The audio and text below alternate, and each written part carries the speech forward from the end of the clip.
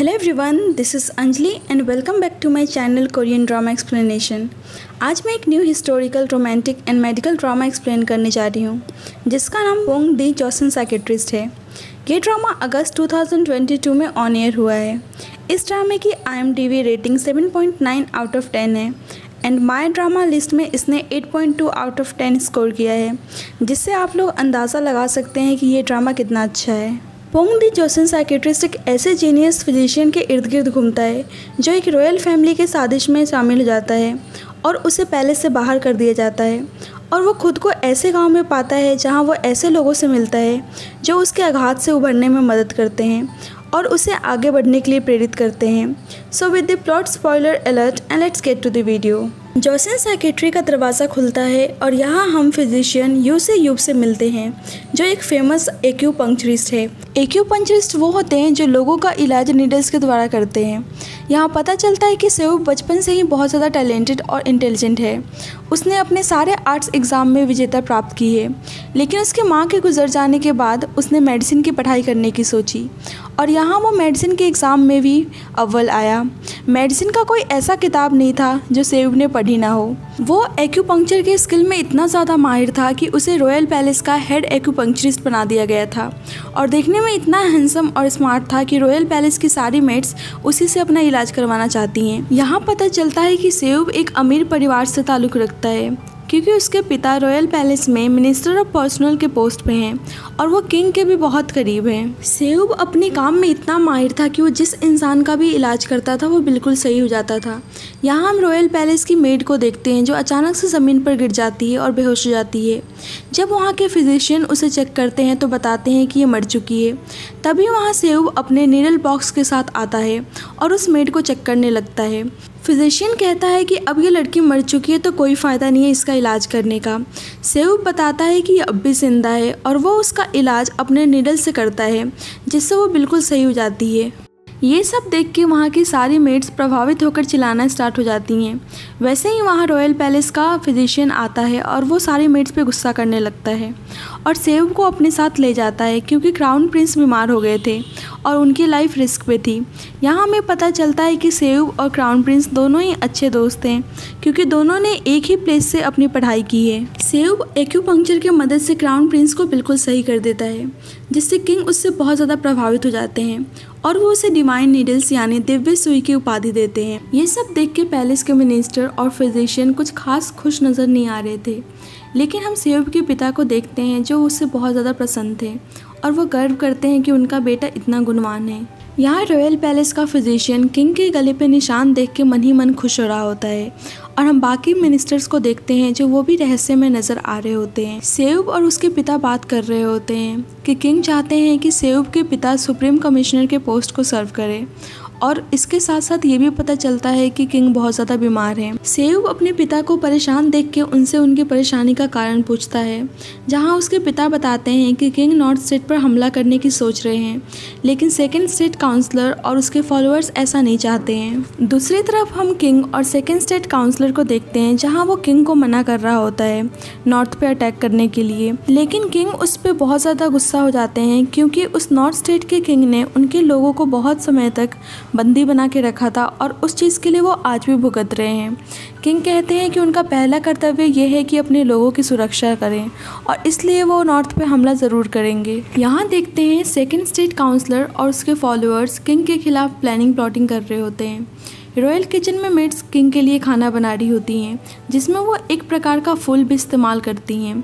King अपना खाना खा के सो रहे होते हैं, लेकिन उन्हें देख के साफ पता चल रहा होता है कि वो बहुत ज़्यादा बीमार है और उन्हें बुरे सपने भी आते हैं जिससे वो जग जाते हैं। इसके बाद किंग एक चिट्ठी लिख के अपने आदमी को देते हैं जिसमें नॉर्थ पर हमला करने के लिए लिखा हुआ था।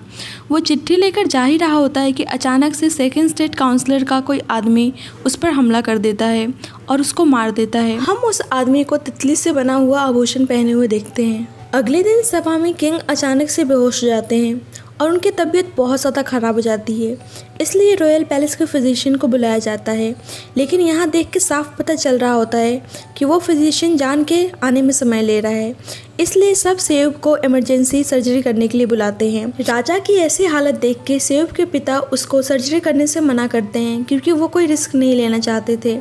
लेकिन किंग की ज़्यादा तबीयत खराब हो जाने की वजह से वो उनका इलाज करने के लिए तैयार हो जाता है। सर्जरी के दौरान सेयूब नोटिस करता है कि कुछ गड़बड़ है और अचानक से देखता है कि किंग को बहुत ब्लीडिंग होने लगी है और ज़्यादा ब्लड फ्लो होने की वजह से राजा वहीं पे अपना दम तोड़ देते हैं।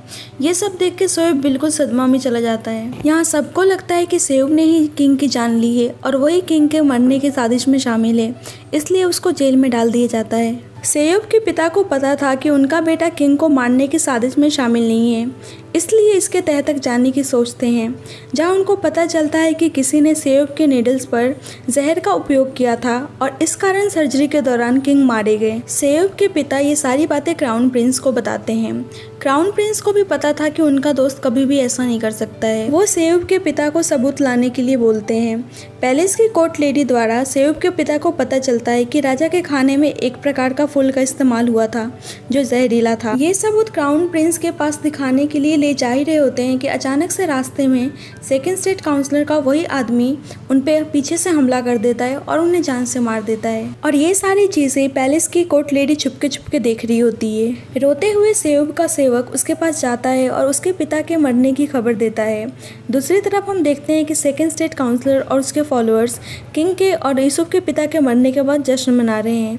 यहाँ हम बेचारे यूसुफ को देखते हैं जो बुरी तरीके से टूट गया होता है और वो जोर जोर से चिल्लाकर रो रहा होता है। किंग के मरने के बाद क्राउन प्रिंस को अगला किंग बनाया जाता है। सभा में सब यूसुफ और उसके पिता के खिलाफ होते हैं, इसलिए क्राउन प्रिंस को मजबूरी में सारे आरोप सेयूब के पिता पर लगाना पड़ता है। क्राउन प्रिंस जानबूझ के अपने दोस्त को रॉयल पैलेस से बाहर निकाल देता है क्योंकि उसको सारे मिनिस्टर से भी बचाना था, क्योंकि क्राउन प्रिंस को पता था कि अगला शिकार यूसुफ को ही बनाएंगे और वो ऐसा नहीं चाहता था, क्योंकि वो चाहता था कि सेयूब जिंदा रह के ये पता लगाए कि किंग के मर्डर में किसका हाथ है और उसे पूरा यकीन था कि सेयूब इस मिस्ट्री को सॉल्व कर लेगा। सेयूब का सेवक किसी भी हालत में उसका साथ नहीं छोड़ना चाहता था, इसलिए वो भी उसके साथ जाने का फैसला लेता है। हन्यांग शहर से दूर हम एक चुलबुली लड़की से मिलते हैं जिसका नाम सियो युन हू है। वो एक होने वाली दुल्हन है जो ड्रेस फिटिंग के बजाय हत्या के मामले को सुलझाने में अधिक रुचि रखती है। यहाँ हम देखते हैं कि उसकी माँ उसे शादी के लिए तैयार कर रही है और वो ऑटो स्पाई रूम में जाके बॉडी का पोस्टमार्टम कर रही है और वो अपराधी का पता लगाने की सोच रही है। अपराधी के लिए उसकी खोज उसे एक चट्टान तक ले जाती है जहां वो निराश सेयूब को देखती है जो वो चट्टान से कूदने की सोच रहा होता है। वैसे ही यूनहू भाग के उसे वहां से कूदने से रोकती है, जिससे वो उसके ऊपर गिर जाती है और उसे ध्यान से देखने लगती है। सेयूब उसे कहता है कि क्या वो उसके ऊपर से उठ सकती है क्योंकि वो बहुत ज़्यादा भारी है। ये सुन के यूनहू बहुत ज़्यादा एम्बेस्ड हो जाती है और वो उसके ऊपर से उठ जाती है। वो उसके हुलिये को देखकर समझ जाती है कि ये एक फिजिशियन है। सेयूब दोबारा उसे चट्टान से कूदने जा रहा होता है, जिससे यूनहू उसे कहती है कि वो एक फिजिशियन है, जिससे सेयूब हैरान हो जाता है कि उसको कैसे पता। यूनहू उसे कहती है उसे जीवित रहना चाहिए क्योंकि आगे जाके वो कितने लोगों की जान बचाएगा और उन्हें नई जिंदगी देगा। उसे कहती है कि उसकी जान की बहुत ज़्यादा कीमत है। वैसे ही सेयूब का सेवक वहाँ पे आ जाता है और उसे देख के यूनहू वहाँ से चली जाती है। इसके बाद इस ड्रामे के एक और न्यू कैरेक्टर से मिलते हैं जिसका नाम गे जी हान है, जो अपनी बेटी आईबी बुन और एक छोटा लड़का जंगुन जो इसके मेडिकल वेयर हाउस का इंचार्ज है और एक दादी माँ जिन्हें भूलने की बीमारी है, तीनों के साथ क्लिनिक चलाता है।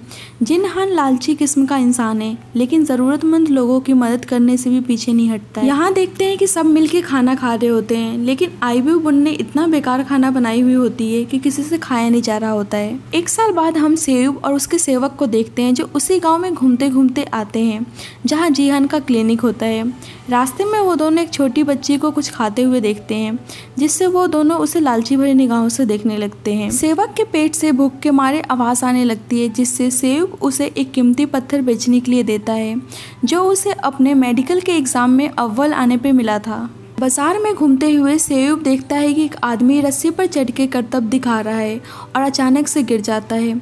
इसके बाद सेयूब को एक भोजनालय में देखते हैं जहां जीहान भी होता है और वो शराब पी रहा होता है। भोजनालय की लेडी सेयूब से ऑर्डर लेने के लिए आती है जहां वो एक सूप ऑर्डर करता है। लेडी बताती है कि यहाँ का शराब बहुत प्रसिद्ध है, लेकिन वो मना कर देता है क्योंकि वो शराब नहीं पीता था।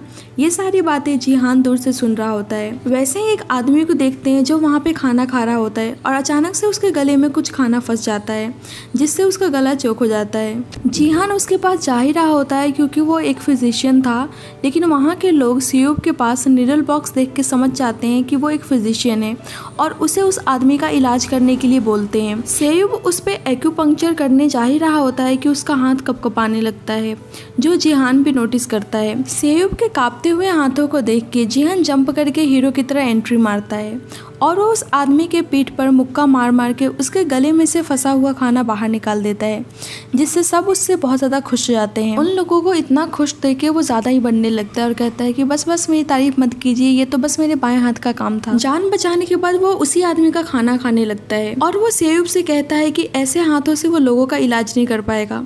वो कहता है कि उसका क्लिनिक है इस गाँव में, वो वहाँ पर आके इलाज करवा सकता है, लेकिन सेयूब मना कर देता है और कहता है कि वो किसी शराबी से अपना इलाज नहीं करवाना चाहता है। ये सुन के जिहान हंसने लगता है और वो उसे बेवकूफ़ बोलता है और कहता है कि तुम्हें तो एक्यूपंक्चर भी करने नहीं आता है। वो कहता है कि अगर बाद में तुम्हारा मन बदल जाए तो तुम मेरे क्लिनिक आ जाना। रात में सोते समय यूसुफ को बुरे सपने आ रहे होते हैं, जिसमें वो देखता है कि किंग उसकी तरफ आ रहा है और जिससे वो डर के जग जाता है। वो एक नदी के किनारे जाता है ताकि खुद को शांत कर सके।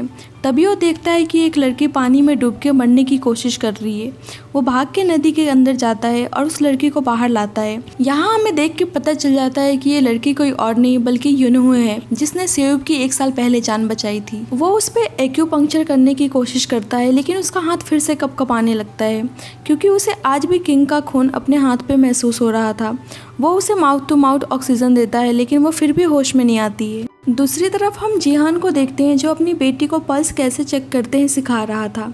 वो उसे अपना पल्स चेक करने के लिए कहता है। उसकी बेटी कहती है कि क्या आप बीमार हैं? आपका तो पल्स ही महसूस नहीं हो रहा है, कहीं आप मरने वाले तो नहीं हैं? ये सुन के वो उसे डांटने लगता है। जिहान अंदर ही अंदर बहुत ज़्यादा परेशान हो रहा था क्योंकि उसके पास बहुत सारे पेशेंट्स आ रहे थे, लेकिन उसका कोई मदद करने वाला नहीं था। वो अकेले क्लिनिक को कैसे संभालेगा, वो यही सोच रहा था। वैसे ही वहाँ सेयूब अपने पीठ पे लादे यूनहू को चिल्लाते हुए अपने सेवक के साथ आता है। जिहान उसे देख के पहचान जाता है और उसे कहता है कि तुम तो वही बेवकूफ़ हो। सो फ्रेंड्स, इस ड्रामे का ये पार्ट यहीं पे ख़त्म होता है। अगर आप चाहते हैं कि मैं इस ड्रामे को आगे एक्सप्लेन करूं, so please let me know in the comment section. आपको मेरी वीडियोस अच्छी लगे तो प्लीज़ आप उसको लाइक कीजिएगा और मेरे चैनल को सब्सक्राइब कर दीजिएगा और आप प्लीज़ नोटिफिकेशन बेल को प्रेस कीजिएगा ताकि आपको ऐसी लेटेस्ट अपडेट मिलती रहे। Thank you for watching.